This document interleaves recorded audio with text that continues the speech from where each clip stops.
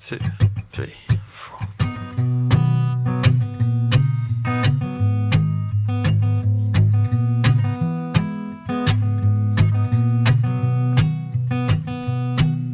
I hate the way they always kiss in the kitchen, acting like they're still just 21. Is it a good idea to take your RV to New York City? We're gonna find out.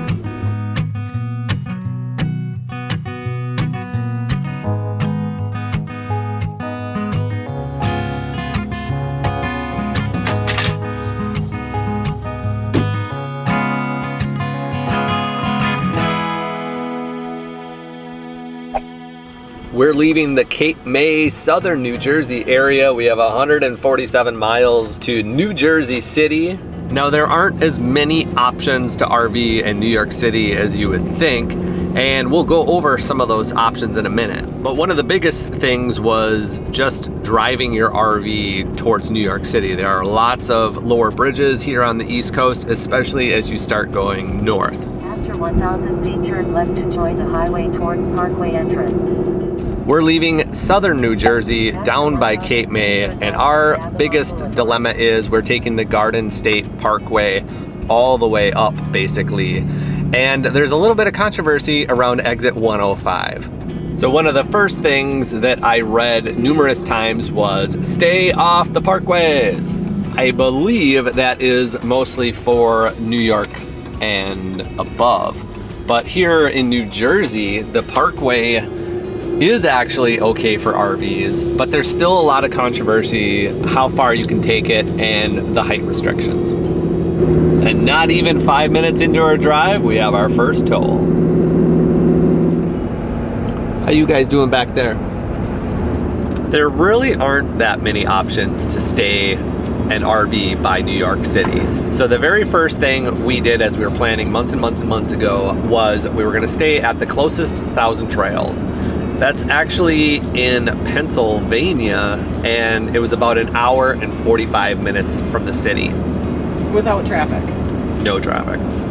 At the time, that's what I booked. I didn't think it was that bad, and we were gonna just take a couple day trips into the city. Well, you throw in some traffic, which you're gonna have, and it's gonna be 2 hours each way. So the day trips, when you have a 2-hour drive and a 2-hour drive back, just really didn't sound that exciting the closer we got to it. Plus, when we planned that, it was so far out. We were sitting in the Florida Keys for the winter, and we were itching to travel, so the thought of those day trips was exciting and fun for us. And now that we've been in the grind for a couple of months, it's really exhausting to go on an excursion day and have to invest 4 hours traveling just to get to the city, right? It's too much. So another option we explored was Harvest Hosts. And there aren't really that many Harvest Hosts by New York City. There are a couple. And the biggest problem with Harvest Hosts is they usually have a single night stay. And if you have a fifth wheel or a travel trailer like we do, or you're traveling in a big RV, you really don't have the option to go sightsee and then go park at the Harvest Host at night. We need to go to the Harvest Host first, park, detach, and then go travel. So that one night, it's just not enough. Especially when you stack it on with travel to get there, and then the time limitations that they have in place for you to check in. And it becomes logistically stressful to do a Harvest Host. So that brought me to a brand new company that's called RV Overnights, and their big claim to fame is that they allow multiple nights at their host location. Just genius. It really is. So I thought, that's a good idea, and I found a host, a farm that was about an hour away. So I requested a few nights stay there, and they said no. No explanation, no reason, and it's always disappointing when, are you not there? Do you not have it available? We just got a flat no, which is like, it makes you wonder, like, well, that's an interesting first experience. Really not sure what happened there, but that leads us to searching for different options. Another thing I found was a brand new RV park in Brooklyn, New York.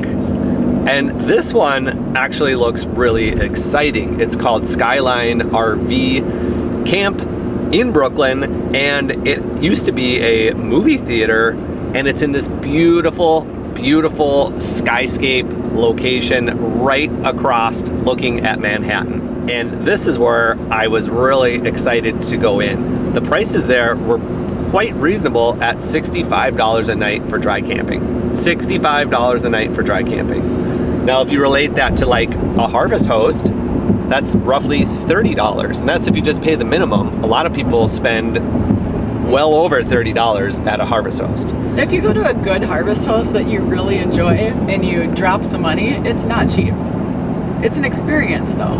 Now, I think the number one and most well-known place and the longest standing place is Liberty Harbor RV Park in New Jersey City. So on their website, they had a dry camping option listed at $90 a night.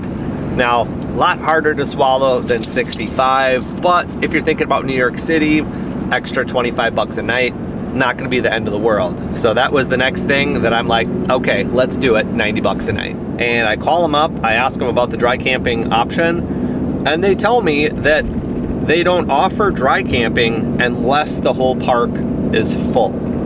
And now we really wanted to spend maybe 5-ish days in New York, but at $170 a night, we're just doing 3.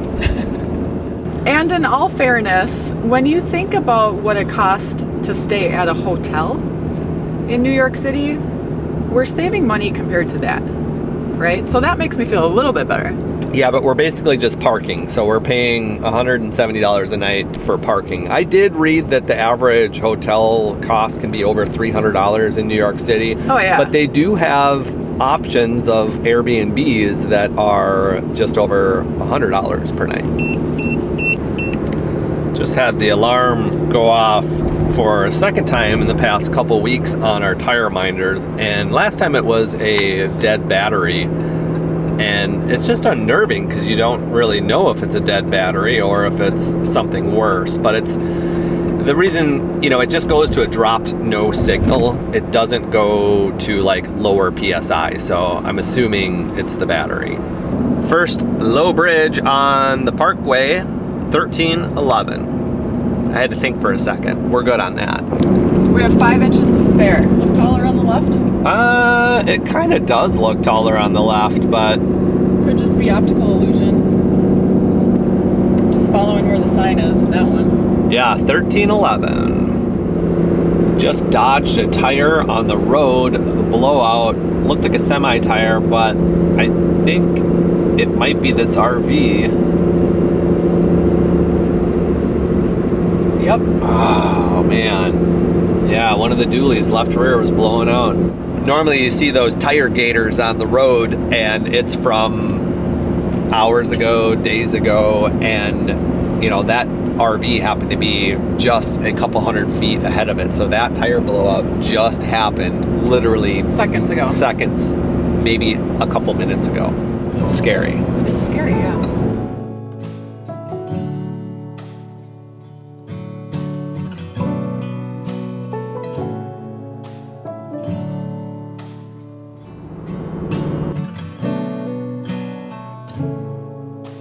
And anytime you see a trucks sign on the highway, it's always talking about commercial trucks. It's not talking about pickup trucks. It's not talking about RVs. It's talking about commercial trucks. That's what we've learned, yes. Yeah. Otherwise, anybody in a F-150 would be like, "Oh, no trucks. Yeah. I can't go. I'm in a truck." Oh, Jesus. Oh my God. So here's exit 105. All trucks must exit, which is the big, confusing, scary part. What's this bridge then? 13.8. So right away, there's low bridges. Right away. And that's 13.8 on the far right. So it's probably 14 something in the middle. Ah. But yeah, immediately after 105, you come into a low bridge. Immediately. 13.8. One of the big reasons why we're comfortable, and Aaron did research this a ton, we're not just going off a whim here, but the website for the RV park specifically says to take this highway all the way up to 129. Yeah. And there was a point after 129 where you found some low clearance that we wouldn't be safe on, but going up to 129, we were safe. Yeah, it was around exits 135, I want to say, is where the really low bridges were. So we have about 25 miles to go on the Garden State Parkway before we get to our exit of 129, and I'm going to be kind of holding my breath the entire time. I was literally just counting through the mileage in my head, and we've made it about 4 miles so far since passing 105. And one low bridge. One low bridge. Well, a couple of low bridges. We've already seen one bridge that had like a repair tarp, and part of it looked like it was smashed already. There was no signage, so I was assuming it was over 14 feet, but somebody hit it. Another 13.8. 2 inches. I think I did read some of that where people were like, it's 13.8. Hey, it's 2 inches. That's too close to risk it. I'm gonna be needing a meditation session when we land. Good thing we're going to the busiest, craziest city in the United States. Exit 129. It's official. There are no bridges that will take our RV out, at least at 13.5 we are. And I thought we were 13.6. I say 13.6 For safe purposes. For margin. We're 13.6, and for the record, we did not take the expressway. It divides. We stayed on the normal way. I don't know if the heights are different between the two, but for full disclosure, we were on the standard. 129, New York City. Oh, I can't wait to eat bagels and drink coffee. I'm gonna get bagels and lox. I want pastrami sandwiches. I have a whole list of food now that I'm getting through the stressful part of the driving. Actually, we're just about to get to the stressful part.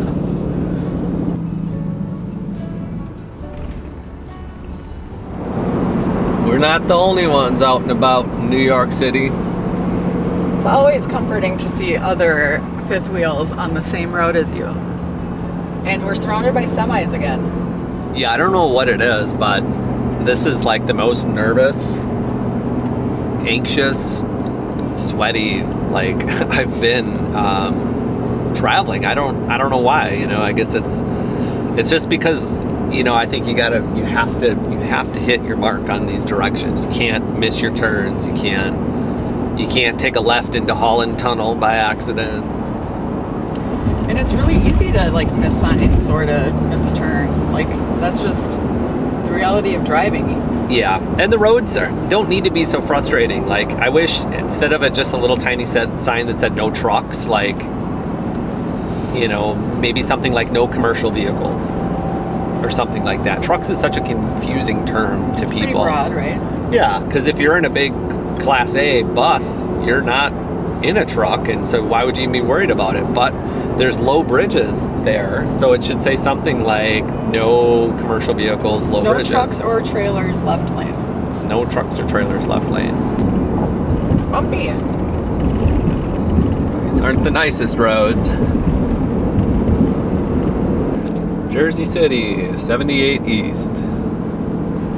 Yeah, I can see the confusing part. About this? About everything? Directions in general. It's just, it comes at you fast. Luckily, our GPS is accurate, and we're also following the directions from the RV park. So, and both of us have it in our head, and I think we're doing good. I've spent a lot of time on this. I spent days researching the directions. There it is, babe. It is! There it is. That's gonna be our view from the RV park. This schmuck just tried to pass me on the right. Welcome to New York. Here's the bridge. It is breathtaking. It almost melts all my stress away just seeing it, being here. The sun is shining. That's another thing we haven't talked about yet, but a big deciding factor in us deciding to pull this trigger is that the forecast calls for 3 days of sunny and 70. Yeah, we're doing that. Oh, I see the Statue of Liberty. See it straight ahead?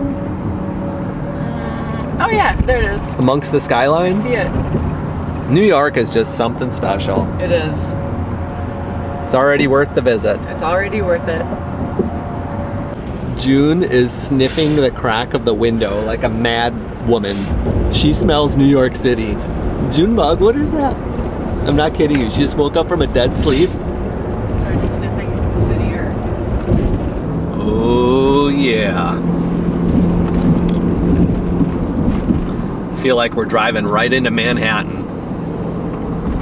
Through the tunnel. We've done that before. By accident. So Liberty State Park is literally right across from Liberty Harbor RV Park, and that's going to be a fun spot to just stroll around, bike around, and Walk the dogs. even walk the dogs. So I'm assuming this is going to be the most expensive toll that we pay. This is going to be the one to get off into New Jersey City. So you can see Columbus Drive 3/4 of a mile ahead up there. Holland Tunnel or Columbus Drive. You really only have two options. It's like exit to the RV park or get in big trouble. I'm so ready to get there. Wow, the city's even closer than I, really kind of imagined in my head. It really is worth paying some money to be like right in it. We've talked about this with national parks, like paying to be right in the national park, even though you can boondock for free outside of it. Sometimes the convenience of being right there in the stunning views makes it worth it. Okay, these are the tight turns. Let's pay attention. We go straight through this one and then a right on Marin. So this is Columbus Drive.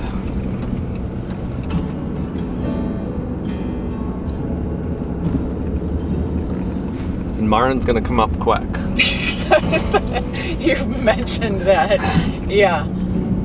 This is our neighborhood for the next few days.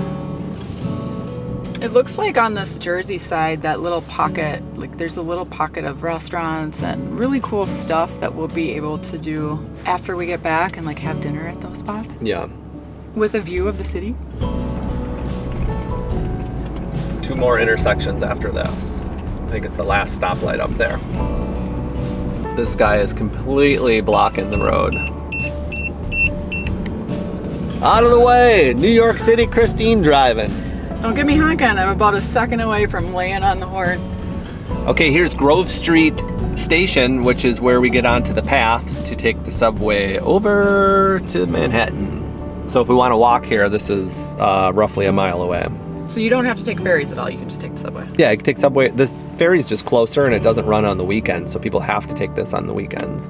But we're here on the weekdays, so we actually could take the ferry every day if we want. No turn on red. It's got a nice double wide lane that you can take over. That's cool. I'm gonna straddle that. Trying to stay out of your mirrors. It's a low tree. That is a little low. You're gonna have to just take that on the center. It's a really low trees. Maybe that's why our GPS was taking us around. That was a joke. It doesn't know about the trees. I'm in serious drive mode right now. So this is Marin Boulevard and straight down here to the right, and we made it. I'd be nervous of all these power lines.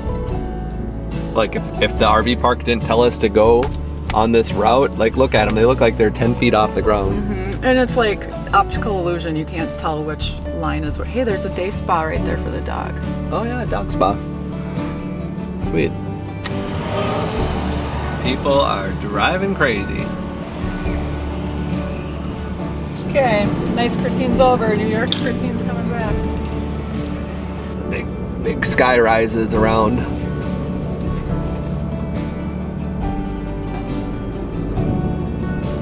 Oh, looks like somebody's already waiting right there.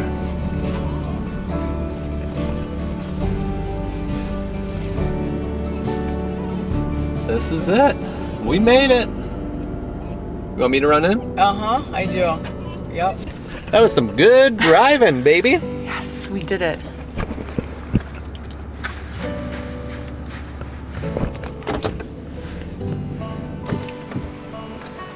Well, Melanie in the office, love, is such a sweetheart. She's a really nice lady. Is she the one that calls people She calls babe? her, she called me Love Muffin. She called me lovey dear. Easy peasy. So you're saying I have a competition in the office? Yeah, she was really good. Okay, I got lots to go over, but they're really busy here, so I think we should park. Okay.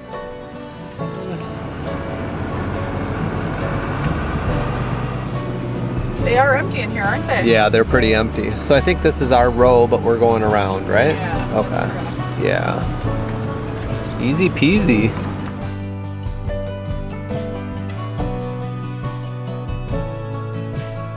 So these spots are 20 feet wide, so just go right down the middle so our slide outs don't hit, and then we're gonna have room to park our truck sideways up there because we got a shorty dually.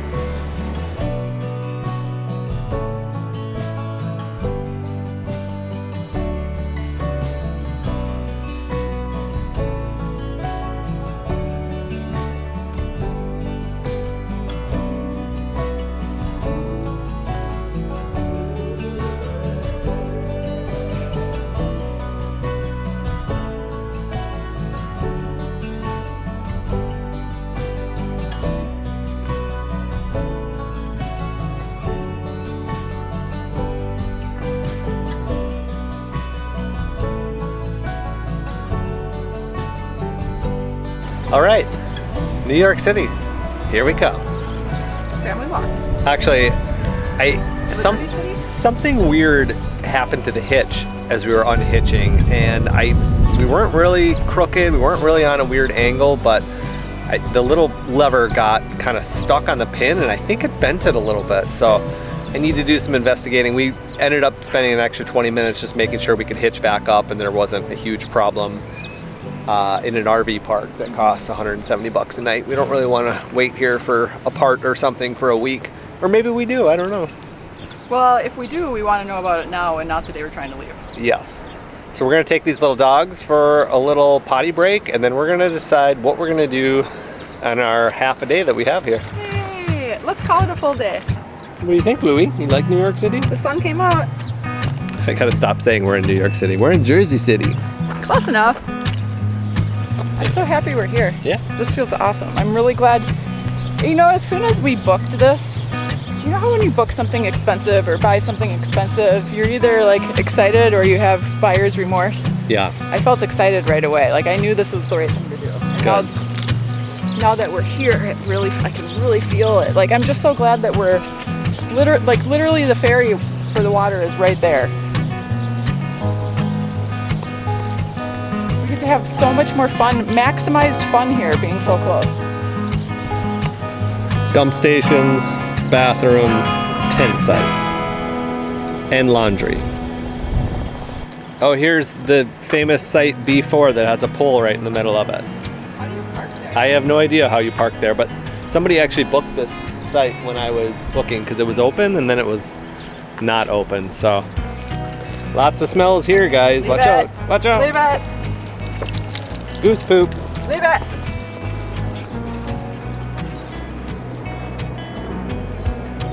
Ever wonder where the name Irene Iron Travels comes from? It's actually named after my online fitness and nutrition coaching business, Irene Iron Fitness.